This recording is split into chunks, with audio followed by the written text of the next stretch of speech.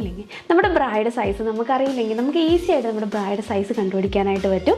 അപ്പോൾ ഇതുപോലത്തെ ഒരു ടേപ്പ് എടുക്കുക, എടുത്തിട്ട് നമ്മൾ ബ്രസ്റ്റിൻ്റെ സൈസ് എടുക്കുക, പിന്നെ തൊട്ട് താഴെ ബാൻഡിൻ്റെ സൈസും കൂടി എടുത്തിട്ട് shyaway.com കയറിയിട്ട് നമ്മുടെ സൈസ് ചെക്ക് ചെയ്യാനുള്ള ഒരു ഓപ്ഷൻ ഉണ്ട്. അതിൽ കയറിയിട്ട് ഈ 2 സൈസും കൊടുത്ത് ചെക്ക് ചെയ്ത് നമ്മുടെ ഏതാണ് സൈസ് എന്നുള്ളത് കാണിക്കും കേട്ടോ. അപ്പോൾ ഞാൻ 3 ബ്രായും ഒരു നൈറ്റ് ഡ്രസ്സും എടുത്തു.